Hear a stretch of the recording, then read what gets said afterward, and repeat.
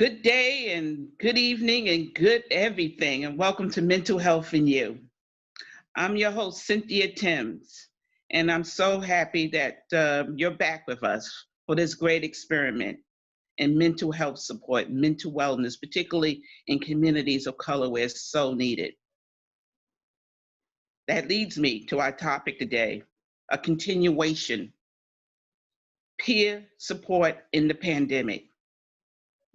Let me repeat that. Peer support in the pandemic. My guest today is Samuel Cabassa.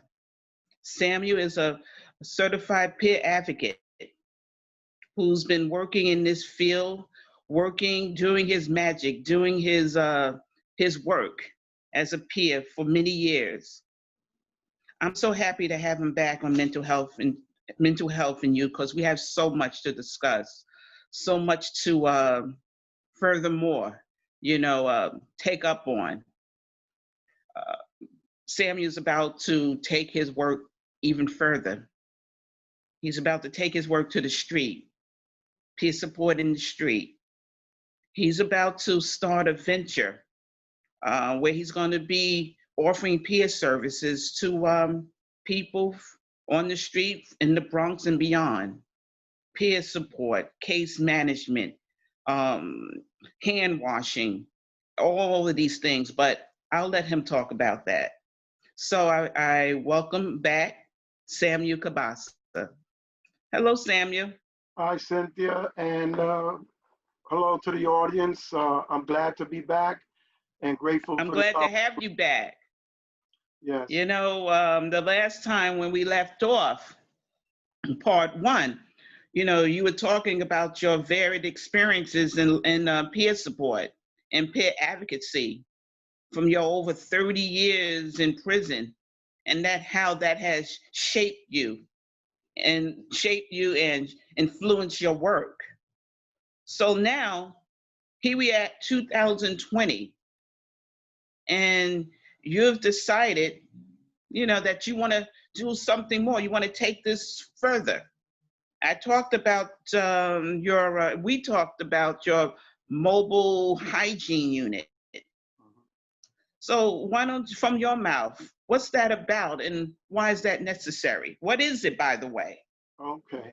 Um, the mobile hygiene unit is the one that I'm gonna introduce is a 24-foot trailer equipped with 4 private shower stalls that you can lock the door from the inside. So you have privacy and you don't have to worry about your safety. It has a mirror and a sink for those who wish to shave before they take their shower or afterwards. And it's equipped with air conditioning, heating. It's winterized Hmm. for the winter. So it could be used, which I plan to use it all year round, 365 days. Um, and it's something that I thought of as a necessary uh, for the individuals that are experiencing homelessness. Um, as I said in the first segment, of the show. Working in the ER gave me a Mm-hmm. hands-on experience with the plight of the individuals experiencing homelessness. And in the ER, the emergency room, the emergency department, uh, as a peer counselor, the most I can spend with a patient is 1 hour, seldomly Mm-hmm. done because we have to allot enough time for other patients. And so seeing the patients laying in the bed with their clothes soiled, their hair matted, Mm. um, Wow. their fingernails black, I mean, malodorous, uh, you have to wonder, how does a person in this condition feel, health wise, mentally, spiritually? Most of these patients have a co-occurring disorder, which is a dual Mm-hmm. diagnosis of alcohol or substance abuse with mental health. So a great majority of them have mental illness, and they just do not have any sense of dignity, any sense of hope, um, no desire to even change. And so Well, part of my, how is this unit, Tammy, how is this unit that you're doing? How is that going to change that? well, for a person to be able to utilize this unit to take a shower every Yes. day, it enhances their hope, it enhances their dignity, it helps them belong back in the community, because a lot of Mm-hmm. times when they're walking down the street, they're conscious of the fact that people Mm-hmm. avoid them. And they want to avoid people too, because they know that they're not smelling too well. And so they feel that they're offending the passerby. And so when you're able to provide access to showers, access to hand washing stations, it kind of picks them up. It would also enable individuals that want to go on job interviews to Mm. be able to have a change of clothes, clean clothes, to look presentable. I'm also providing barbering. You know, we're going to provide haircuts.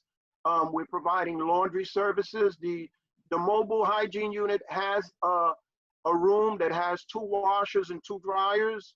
So what we do is, the first thing is set up an intake table to do case management and orientation, explain the program to them.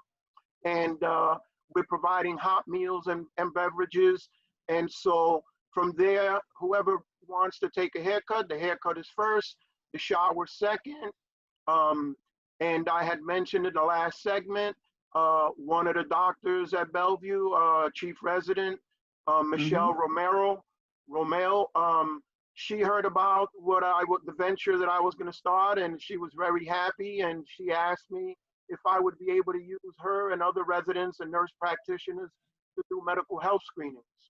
So I was Okay. elated, and I mean, I told her, of course. And so I implemented with her, the co-founder, we implementing another measure, which is going to be a medical mobile clinic, Mm. where they can, Michelle and other providers can do the medical health screenings, which entails high blood pressure, diabetes, a body mass index, and other basic exams that you do either at a triage or urgent care. So, Samuel, are you going to be in partnership with any other facility? If your clients need further services, are you going to be in part? Is there a partnership with any other facility, whether it's Bellevue or someplace else, that they can Well, get follow up from? right. You even It's talked about, I asked you also that because you talked about case management, right, them going out to interviews. right. But how are they going to know about these interviews? Well, the same resources that I use at Bellevue Hospital to connect patients to detox, Okay. inpatient rehab, residential programs, our social work department connects them to these social service resources, and I'm very familiar with them. I've used them. I've helped people uh, get into programs like I Okay. spoke about Access VR, they'll give you a voucher for any training that you want to do. So as a peer counselor, a recovery coach, I'm familiar with these resources, and these are the resources that I'm going to have in my toolkit during the case management Okay. engagement. Um, I can connect people to mental health services. I could connect them to housing specialists that'll help them Mm-hmm. prepare applications, drop-in centers, uh, programs just as recreational, um, all sorts of programs that would enable an individual to have some kind of routine in their life, which is something that's really needed, a structure, because when there is no structure, then idle time makes play in the devil's garden, and that's how individuals continue to get sucked up into this vacuum of addiction. Well, you're So, talking about these being mobile now. right. So how will they be able to find you? I mean, if they Oh, need to follow up, if they need to reach out to you, how would they be? Because these are mobile. This is a mobile unit. But we're how's gonna that going to work though? we're gonna be in designated areas. We're gonna pass out flyers. We're gonna have a web page. We're gonna have Okay. cards and information. We're gonna go to the homeless shelters and Mm. churches and in the community, and we're gonna give out our cards and our flyers, and it's gonna indicate what days of the week we're going to be at a specific location, for how many hours we're going to be there. And this is going to be a continuous calendar event. So once they receive the information, they'll know where we're going to be, on what day, at what time, and it'll be a repetitious event. That's a wonderful thing, and it's so needed. When do you anticipate, this getting on up in a way, even in a modified state? Right. Yeah, that's good that you mentioned modified state, because right now the mobile hygiene unit is going to be delivered by November 15th of this year. And I expect to equip it with the shampoo, the soap, deodorant, the razors, and all of the stuff. The barbering chair is going to be in place. So I hope to institute it sometime before Thanksgiving. It'll be a great Thanksgiving treat for individuals. Most definitely. Yeah, we'll be providing hot meals, and they can, shower, get brand new clothes, wash their old clothes, get a haircut. The medical mobile clinic is not in place, because that's something that just came about when I spoke to Dr. Romeo. And so we're going to be raising funds to be able to purchase that unit. Right now, I can't give not even a tentative date as to how long that would take, but I expect it to probably be in place by February of next year, if not sooner. That's a wonderful thing. And it's going to be in the Bronx. And what's your vision for it? What's your vision? I mean, going forward, the Bronx and beyond the Bronx? And yes, I want to be able to provide these services for the 5 boroughs. I'm starting out with the first unit. My first unit is not Americans with Disabilities Act accessible for wheelchairs. So my next unit is going to be a unit that has wheelchair accessible showers. And after that, every other unit is going to have the same. I just wanted to get this done so quick.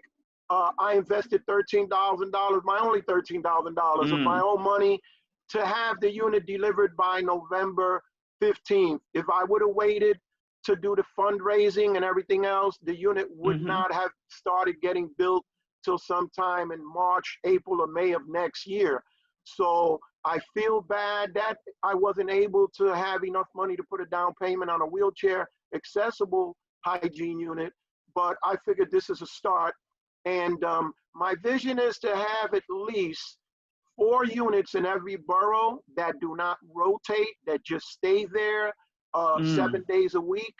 My long-term vision is to also have a residential program, because these units and in the community are gonna establish a relationship with the guests that use them. We're gonna build up a trust with them, and those that wind up requesting to go to detox, that I can facilitate that referral.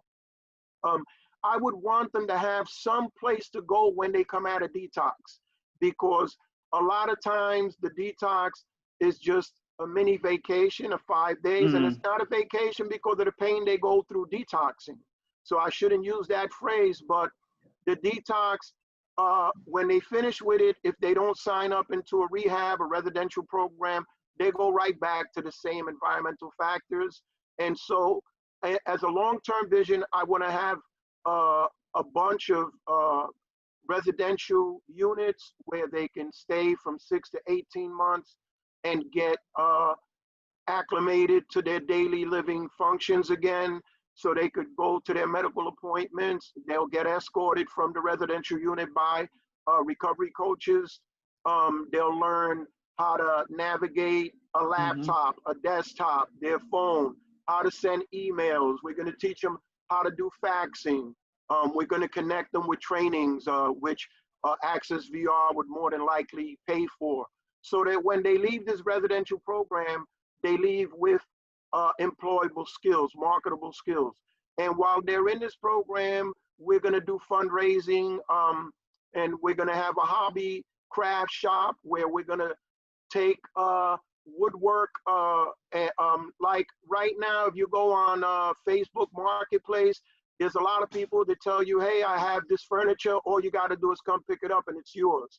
So I would have a truck to pick up furniture, and then I would get a master's licensed carpenter to teach the individuals in the residential area how to refurbish, restore this furniture, so that when they wind up leaving and we connect them to their own room or their own studio or their own apartment, we can give them the furniture that they need to start off, you know, excess furniture. Samuel, what's the criteria to get services? We had this conversation before. Right. Does one have to be homeless? No, to get these services?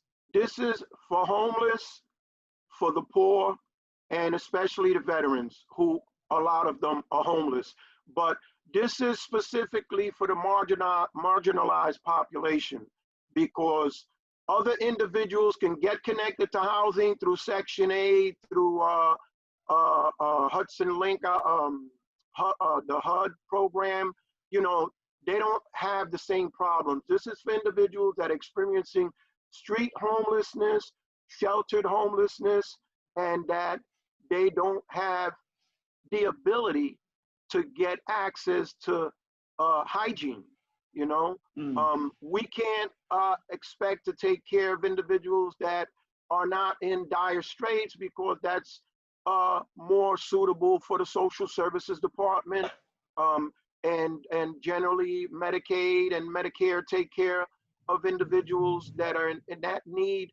But the homeless population, the veterans, and the poor that don't have access to your basic fundamental hygiene services. So this is the criteria. Samuel, you said a lot. That's going to be some van. You got case management going on. You got peer services going on. You got hygiene services going on. Right. So, I mean, how big is this van? I mean, all of this going on in a van? I mean, what's going on here? No, the shower trailer takes care of itself. No, the only ones that are going to be in the shower trailer are because I want to get some clarity. I'm sure others too. Right. You know. That's good. I'm glad you asked that, so I could clarify. The shower trailer is 24 foot long, right? Mm-hmm. So it has 5 private doors. 4 of them are for the showers. So an individual goes in the shower, they lock the door behind them. They got 20 minutes to take a shower and take care of their hygiene. When they come out, I'm gonna have one staff member. He goes in and he sterilizes that shower from top to bottom before someone else goes in. So in the shower trailer, there's gonna be no one but the participant that's taking a shower. And then there's a 5th room. That room has 2 dryers and 2 washers. We're gonna have a staff member or a volunteer that's gonna take care of the laundry. So that stays by itself. We're gonna have tables with tents set up where when the individuals come in, they pick up their cosmetics to go into the shower. If they need shaving equipment, you know, the females, you know, whatever stuff that they need, you know, feminine hygiene pads, whatever. We're gonna have tables to provide these in a Ziploc bag. So when they go in the shower, they take their bag with all the necessities in there. We're gonna have another tent with volunteers serving the breakfast or the lunch or the supper. And then when we get the medical mobile clinic, that's gonna be parked maybe a good 20 to 25 to 30 yards away from the shower to have it distance. And when the individuals come out the shower, if they signed up for medical screening, then they'll be directed to the medical mobile clinic. We're gonna give out numbers as you come in. You'll have a number so that we can have some kind of organized order of who goes in the shower first, who's second, who's third, who's fourth.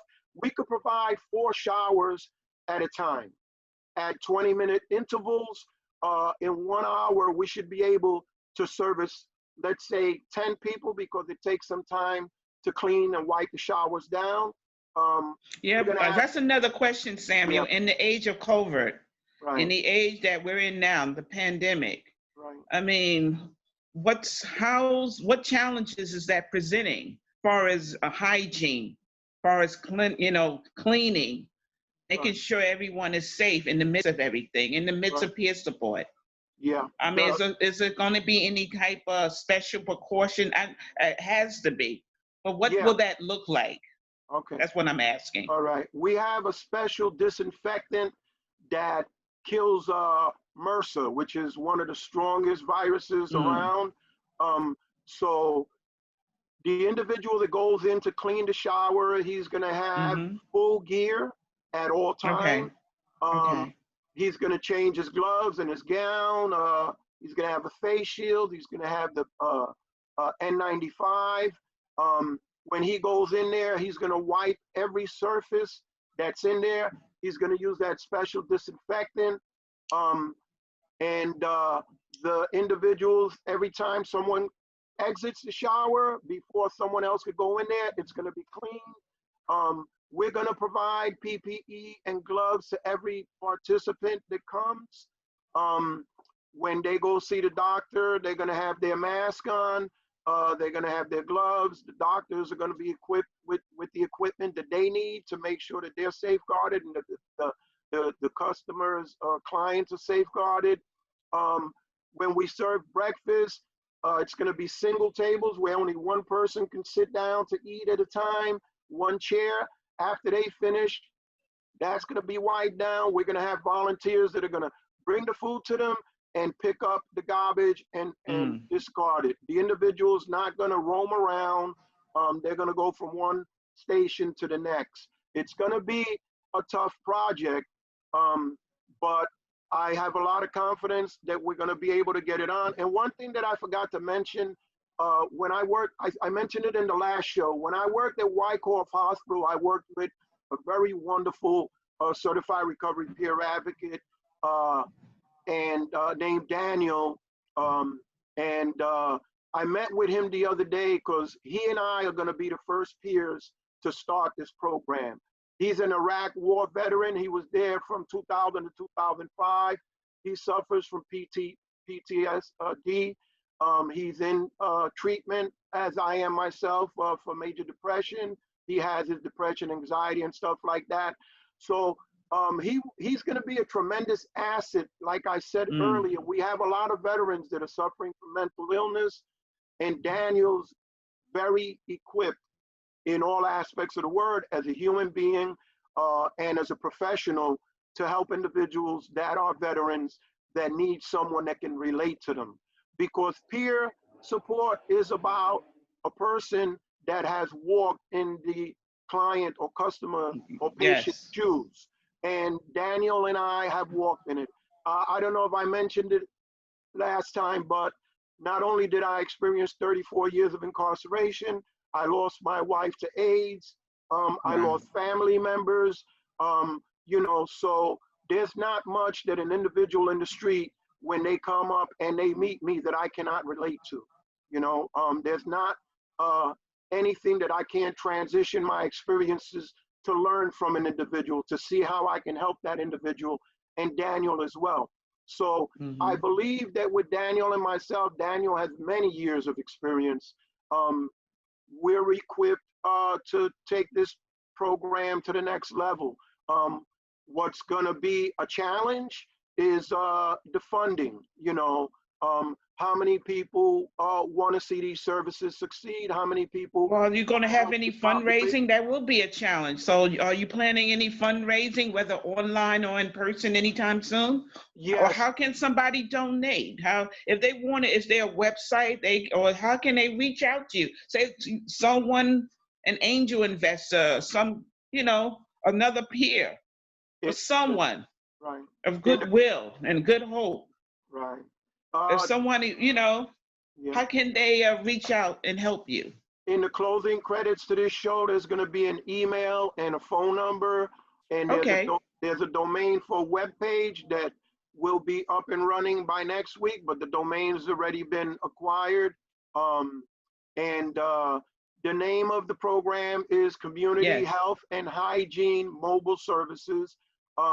We're going to do a GoFundMe page to raise money. We're going to solicit money from private donors, corporations. One place in California received the mobile hygiene unit from Whole Foods. They paid for the whole unit. Really? Yeah. So, Okay. places like Whole Food and other, community businesses have a heart for the homeless, and for these populations. So I'm hoping to connect with people. I have proposals that are being drafted, and it's going to be, a big task, but I'm up for it. I'm up for the challenge. And I believe that people have their heart in the right place, especially in the midst of COVID, because this is going to help stem the spread of COVID, Yes. providing these kind of services. So I don't see, this program not receiving vast support, Well, it's a wonderful program and it's necessary, Samuel. And as we start to wrap up, I want to thank you so much for being part of Mental Health and You and coming on this show and talking about your peer services. You're definitely, as the episode states, you're a peer support in the pandemic. But as I also say, you're a peer for the ages because you're also taking your work, your lived experiences, your passion, your knowledge, all of this to the street where it's needed. We talked about the marginalized society, whether it's homeless, veterans, men and women of color, the poor, and we're all in need of help. Those of us who have, with those with disabilities, whatever it may be, physical or emotional. And it's been my experience, as we start to wrap up, we all got some type of disability of some sort, whether you see it or not. So we're all peers of some sort. But as we start to wrap up, I want to thank you again. I want to thank you so much for being part of Mental Health and You. And I want to thank, those out there for continuing to watch, being part of this experiment. And in closing, I want to thank BronxNet. I want to thank Samuel Cabassa. Go on his website, look him up, and give your part for the cause. He's a peer support doing wonderful work. This has been Mental Health and You. I wish you peace and love and light. Good night, Yeah. good day, and good luck.